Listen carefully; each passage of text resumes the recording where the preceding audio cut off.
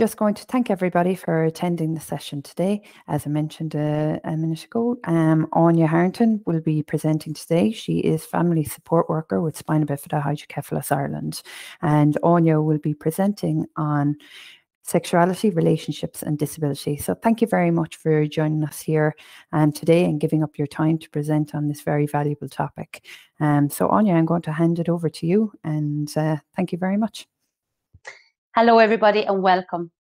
Thank you for attending this webinar presentation on dating and disclosing continence. Sex is very often not discussed at all or enough amongst the disabled community. It is very often considered quite an unmentionable subject. Personally, I feel there is many misconceptions around this subject from both professionals and family members. We do not always see a person with a disability as a sexual being. This can be for one reason, it gets overlooked, and another reason might be that we do not feel comfortable bringing up the subject. And I speak from experience. To be completely honest, this was not a subject or a conversation that was included in any of my social care modules in college. Shame on us. I, for one, would like to discuss it more with the people I support. After recently completing a sexual health promotion course, I now feel more confident in this area. However, I am still not aware of all the individual sexual issues that affect the people I support. I am hoping that by being more comfortable with the topic, that I will learn the areas that people are struggling with. Issues will vary from person to person. This is similar for able-bodied people. Together, by discussing these issues, we can come up with ways to try and overcome them. When concerns are highlighted to a professional or to anyone, they very often, without mentioning names, can relay these worries to other professionals or people. This can generate an awareness of the challenges a person with a disability may be experiencing in their sex life or sexual well-being. This in turn can support us all to work collectively and try to support people with these issues and concerns. I'll start the presentation. Exploring dating and disclosing continence. Dating and relationships are a challenging process for anyone, especially if you have a disability, as it can very often add an extra layer to the stigma and discrimination people with disabilities experience. Very often, a person with a disability is also expected to date a person with a disability. This is an assumption by society, friends, and family. This is not always the case. People with spina bifida and hydrocephalus may also experience additional challenges within a relationship. This must be communicated and worked around, such as continence issues, loss of sensation, wheelchair issues, positions, etc. Relationships very often include sexuality. Encourage discussions and be prepared to listen, talk, and discuss any fears each partner may have. Focus on the positive aspects of the relationship. Many people with a disability or without a disability are not in a relationship now. And the one place you will not meet them is at home. Or maybe. You need to open your available options, get out and about when it is safe to do so, or possibly online dating. However, keep safe. Get comfortable talking about yourself and your disability. Other people are naturally curious. I have some additional notes here. Exploring dating. Does it seem more difficult to find love if you have a disability? Many people would say that at first, yes. Of course, when is it easy? From speaking with members who are in romantic relationships, they all agreed that once people talk and get past questions or concerns, love is love. Sometimes it's messy, but mostly it's marvelous. Most people expressed awkwardness and anxiety around the whole dating process. Disclosing your disability on a dating website presents unique issues. Personally, I would give a good account on any dating profile. I would disclose my disability, but not over-disclose. If it is a partner you are looking for, expect from potential suitors to be treated respectfully. Do not tolerate invasive questions when you first meet someone, and expect someone to get to know you. Disabled people are the same as everyone else. They may just move and sometimes communicate differently.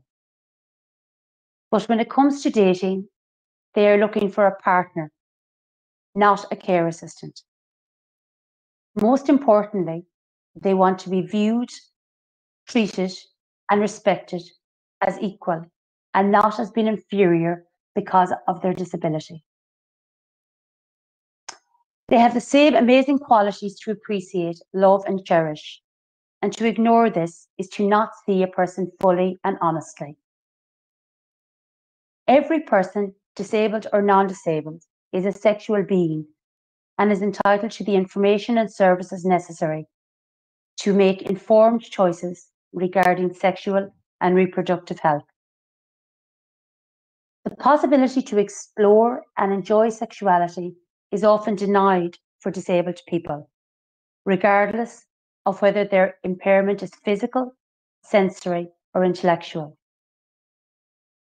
As a result, they are physically and socially excluded from services designed to meet individual needs of achieving sexual health. This exclusion often stems from lack of knowledge about disabled people's sexuality and also paternalistic attitudes on behalf of service providers. Parents and carers that disabled people do not need to learn about sexual development or access the accompanying health and support services.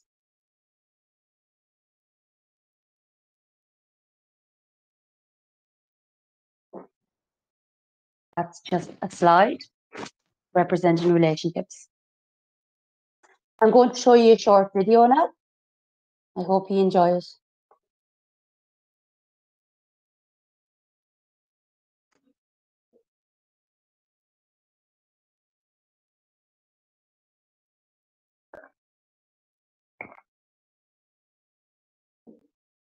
Oh, yeah. Is there meant to be sound with that? Because I can't actually hear it. Well, you can't hear the sound? No. Do you have headphones on at the moment? Yes, I do. Take out the headphones and put the volume up, and then play that, and then you can put your headphones back in. It just, when you wear headphones, it won't do the audio. No problem. Just give me.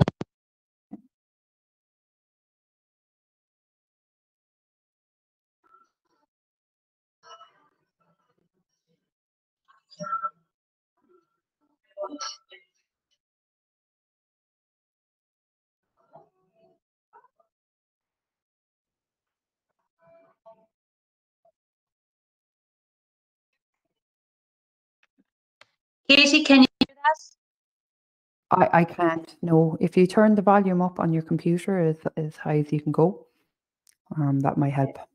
Give me a second.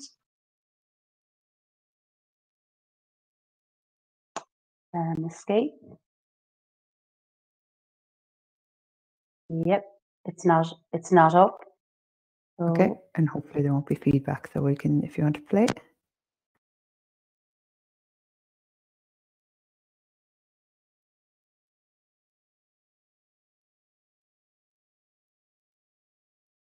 Okay, if you play.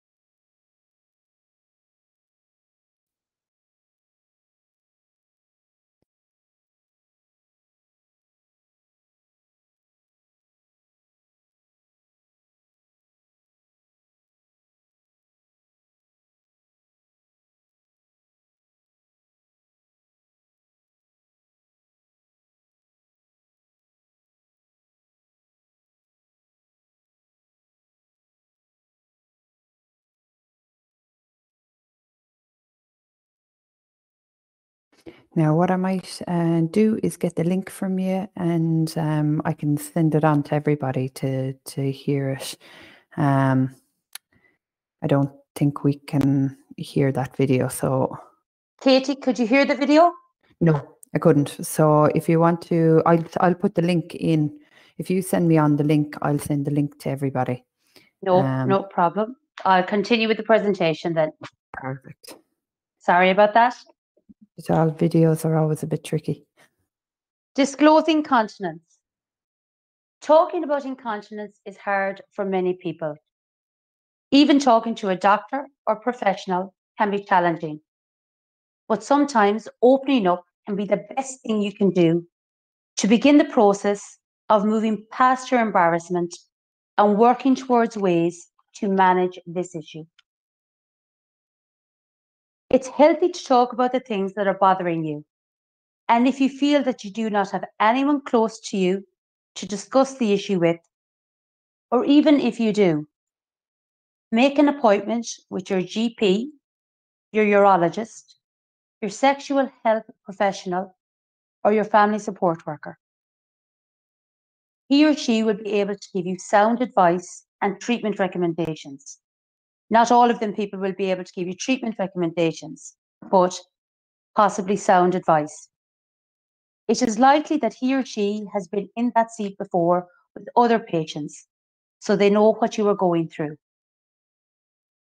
Often just telling one person helps to unleash the burden you've been carrying around and can help give a voice to the anxiety and worry that has been going on for you. How to start and whom to start with. Find someone you trust and who you think will be supportive. Many times, this will include a close friend or family member. You do not need to shout about your bladder leaks from the rooftops.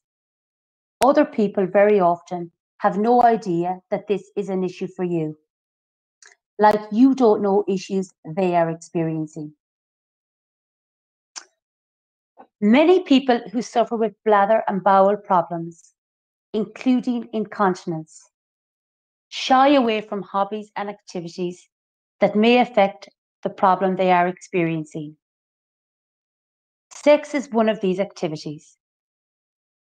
Many find it difficult to discuss continence issues and even more difficult to discuss sexual relations and relationships while admitting they have incontinence. It has been reported that individuals suffer in different ways in this area, both physically and psychologically. Physically, there is the worry of odor, the need to wear continence protection and pads, the potential to leak urine and feces during sexual activity. Psychologically, the issues link more to the feeling of sexuality, feeling less attractive, inability to wear underwear of choice, and the whole issue of admitting to the fact they are experiencing incontinence. This seems to be difficult in both long-term relationships and also in the development of new relationships. Sometimes isolation within a relationship happens, affecting the functionality of the relationships. As individuals, we'll go to extreme measures to cover up and avoid sexual relations. Here are some tips to start the conversation. I've been dealing with a health issue for a while and could really use someone to talk to about it. Can I talk to you?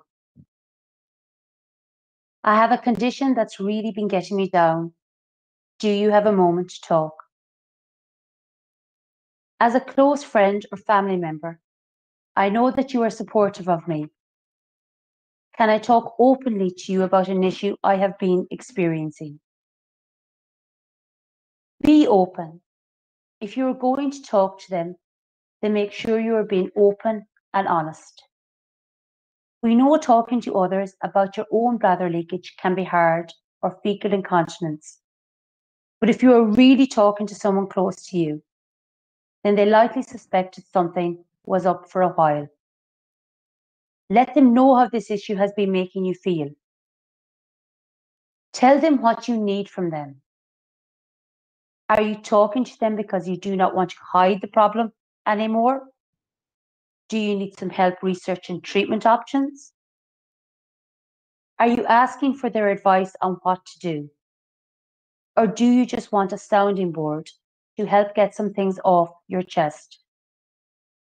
Whatever the case may be, help them be there for you by letting them know what you expect from them. What to do and who to contact. It is vital to empty the bladder before and after sexual activity, reducing the risk of a leakage. For individuals who experience urinary tract infection, this aids recurrent infections. Use a lubricant if necessary. Some ladies after the menopause experience dryness of the vagina due to hormone imbalance, and this can contribute to the symptoms of an overactive bladder, increased urgency and frequency of passing urine, and urine infections. A lubricant designed for use during sexual intercourse should be used. Communication is vital. It is important to talk to partners, re concerns and problems, and any anxieties you are experiencing. Ensure personal hygiene is performed as closely before any sexual activity is to take place, changing underwear and continence protection. Remember to use a non-scented soap or shower gel, as this reduces irritation and the risk of infection in this area. Speak with your continence advisor or your urologist about your options. Sexuality and disability. Having a disability does impact on your sexuality and sex life, and talking about it is often considered taboo. The conversation frequently gets sidetracked, ignored, and just simply not discussed. Family support workers, staff members, teachers, and other professionals often feel uncomfortable talking about sexuality, and very often do not understand how it affects a person with a disability or a person with spina bifida and hydrocephalus. I have recently completed a sexual health promotion course, and I feel I am now more confident about approaching the subject or engaging in the conversation. Sexuality is a very important part of us all. It encompasses all the feelings, attitudes, and behaviours that contribute to a person's own sense of being a man or woman. It is important that society understands the impact of sexuality, disability, and how the disability affects our sex life and sexual well-being. Having a disability can often alter the way a person experiences and expresses their sexuality, ranging from physical difficulties such as perception, change in sensation, balance, sexual dysfunction, to emotional problems such as depression, altered body image, and self-esteem. Sexuality has as much to do with one's mental attitude as one's physical state. And that's my presentation. Katie, can you hear me? I can indeed. Oh, sorry. I can indeed, Anya. I just had to unmute myself there. A big pardon. Yeah, it was really, really interesting. So thank you very, very much for that. Okay. If anyone has any questions, I will try my best to answer them. I'm very sorry about the video. As you said, you're going to include the link. I will indeed. Yeah, and apologies that the video doesn't work out. Yeah, videos are often hit and miss for me when I put them into presentations. Sometimes they work, sometimes they don't. So hopefully we'll get the link out to everybody. And yeah. So is there any questions in relation to relationships? One question coming in here now. There was a comment that thank you very much, Anya, that it was very informative. So thank you very much for that feedback. Does anybody have any other questions for Anya before she finishes up? Okay, now Anya, sorry, now, just want to thank you very much for giving a lot of information there and a lot of very useful information. I know from working in SPHI a long time, this is an area that doesn't get covered nearly enough. It's kind of, I know as you mentioned in your presentation there, there's a bit of like a taboo feeling around it. And it's great that you are on here to talk about it and that we have recorded this information so that this information can be put up on the website along with the link.